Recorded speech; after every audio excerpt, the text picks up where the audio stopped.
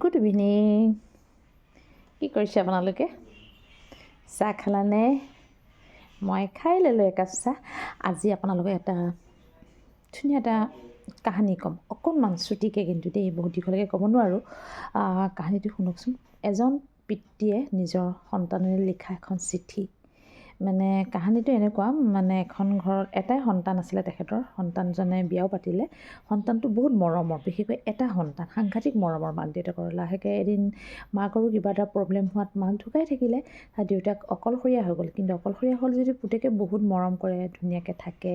এদিন মানে মাক মৰাৰ অলপ দিনৰ আগতে আৰু মানে পুতেকে বিয়া পাতিলে। যিজনী ছোৱালী ভাল পায়, সেই ছোৱালীজনী ভাল পোৱা কথা মাক দেউতাকক এদিন মানে য'ত চাহ খায়, তেওঁলোকৰ এখন বাহিৰত ফিল্ড এখন আছে। মানে ফিল্ড মানে কি আৰু চোতালতে আৰু ধুনীয়াকৈ ঘাঁহনি, তাতে বহি সদায় চাহ খায় তেওঁলোকে। তাতে কথা পাতে, গল্প কৰে। তাতে ল'ৰাটো খেলি থাকে। ল'ৰাটো মানে সৰুৰ পৰা তেনেকৈয়ে মানে তাক ডাঙৰ কৰিলে। তাৰপিছত সি ডাঙৰ হওঁতে মানে মোক কথাটো কৈ দিছোঁ অকণমান শুনক। সি যেতিয়া চাকৰি কৰিলে পঢ়ি শুনি, তাৰপিছত সি সেই তাতেই মাক দেউতাক থাকোঁতেই মানে কৈছিলে যে মই আমুক ছোৱালীক ভাল পাওঁ, মই দেউতাক বিয়া পাতিব বিচাৰোঁ। দেউতাকে ক'লে ঠিক আছে, ভাল কথা, তুমি ভাল পাইছা, আমি তাইকে বিয়া পাতি দিম। বিয়া পাতি দিলে। বিয়া পতাৰ অলপ দিনৰ পিছতে কিন্তু মাক ঢুকাই থাকিলে। তাৰপিছত শুনিব দেই, প্ৰথমতে বহুতখিনি চালে, ঠিকেই আছে। তাৰপিছত লাহে লাহে পুতেকৰ কামৰ প্ৰেছাৰবোৰ বাঢ়ি আহিলে। আৰু বিশেষকৈ বোৱাৰীকেও চাকৰি কৰে। দুয়োটাই ৰাতিপুৱাই ওলাই যায়, আহি দুপৰীয়া আহে, কোনোবা সময়ত ভাত খায়, আকৌ ওলাই যায়। মানে সময় দিব নোৱাৰা হ'ল দেউতাকক। তাৰপিছত কি হয়, মানে কাম কৰা মানুহে দেউতাকক চাই যদিও মানে দেউতাকৰ মনত বহুত দুখ। দেউতাকে মানে ভিতৰি মনে মনে কান্দে। খুব ডায়েৰী লিখে আজিকালি দেউতাকে মানে, আৰু কাওকে একো নকয়। ঠাণ্ডা দিন হ'লে নিজৰ শ্বলখন উৰি লৈ তোমাৰ জুই পুৱাব, মানে নিজে যিখিনি কৰিব লাগে কৰি থাকে। কিন্তু সেই বুলি মই কোৱা নাই যে পুতেকে দেউতাকক অৱহেলা কৰে। শুনিব দেই, সাংঘাতিক ধুনীয়া পইণ্ট। অৱহেলা কৰে বা দুখ দিয়ে, একো নিদিয়ে। কিন্তু টাইমমতে খোৱা বোৱা মানে চব দিয়ে। কিন্তু মানে কি হয়, আগতে যেনেকৈ বেটাই দেউতাকৰ লগত যেনেকৈ কথা পাতিছিলে, যেনেকৈ সময় দিছিলে বা ধেমালি কৰিছিলে, সেইবোৰ কৰিবলৈ এতিয়া সময় নাই।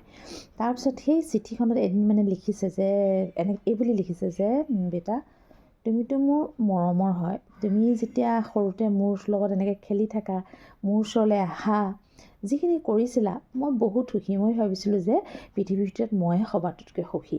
কিন্তু এতিয়া ভাবিছোঁ নহয়, মই সুখী কেনেকৈ? মোৰ সন্তানে মোক অকণমান টাইম নিদিয়া হ'ল।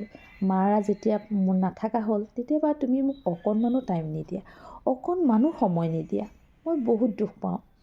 মই আৰু কিমান দিন জীয়াই থাকিম? তুমি যদি পাৰা মোক অকণমান টাইম দিবাচোন। তুমি কোনখিনি সময়ত অফিচ যোৱা, কোনখিনি সময়ত অফিচৰ পৰা আহি ঘৰ সোমোৱা, মই গমেই নাপাওঁ। মানে দেউতাকে খুব দুখত লিখিছে পুতেকলৈ। এতিয়া যদি তুমি মোক অকণমান নোচোৱা, মই কেতিয়াও শান্তি নাপাওঁ। মোৰ বহুত দুখ পাওঁ, জানানে? এনেকৈ কৈ মানে চিঠিখন ধুনীয়াকৈ লিখিছে। আৰু চিঠিখন লিখোঁতেও কিন্তু দেউতাকে কান্দি গৈছিলে। তাৰপিছত এদিন সেই টাইমতে পুতেক আৰু বোৱাৰীয়েক বজাৰলৈ ওলাইছে। যে দেউতাকক সুধিলে যে দেউতা তোমালৈ কিবা আনিব লাগিব নেকি? দেউতাকে ক'লে মোলৈ একো নালাগে। দেউতাকে ক'লে কোৱা আকৌ, তুমি আজিকালি তোমাৰ কিবা বস্তু বহুত থাকে ন, তুমিতো কেলৈ তুমি কিবা কিবি খোৱা বস্তু কিছুমান তুমিতো খোৱা ন চাহৰ লগত, সেইবোৰকে আনি দিওঁ। নালাগে, চব আছে, তুমি যি দিছা মই বহুত পাইছোঁ, বহুত মোৰ আছে। তেনেকৈ ক'লে। শুনিব দেই, সাংঘাতিক। তাৰপিছত দেউতাকক ইমান জোৰ জবজ কৈছে নহয়, তুমিতো খুব ডায়েৰী লিখা ন, তুমি লিখি দিয়াচোন, তোমাৰ যদি কিবা দৰকাৰ আছে। দিয়া না বুলি পুতেকে খুব জোৰ জবজ কৰিলে। তেতিয়া দেউতাকে সেই চিঠিখনকে কি কৰিলে, ফালি দি দিলে, হ'ব যোৱা। তাৰপিছত ধুমাধুম লৈ গ'ল। আৰু মানে বোৱাৰীয়েকৰ মানে অকণ মনত কিবা লাগিছে যদি একো কোৱা নাই আৰু, গ'ল বস্তু পূৰা বজাৰ চজাৰ কৰি মেলি ঘৰলৈ ঘূৰি আহি পাই গ'লহি। ঘৰ নোসোমাওঁতে মনত পৰি গ'ল যে দেউতাকৰ বস্তু নাই লোৱা। তাৰপিছত দেউতাকৰ যেতিয়া হেৰিখন উলিয়াইছে, মই লৈ আহোঁগৈ দেই বুলি কৈছে মিছেছক।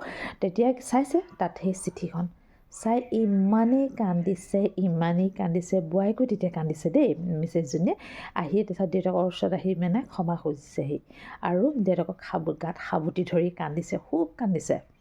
মানে কি হ'ল, সেই কাহিনীটো মানে চাওঁতে মোৰো মানে বহুত দুখ লাগিছে। মই তেতিয়া মানে ভাবিছোঁ ন, আচলতে বুঢ়া কালত দেউতাকে কি বিচাৰে সন্তানৰ পৰা?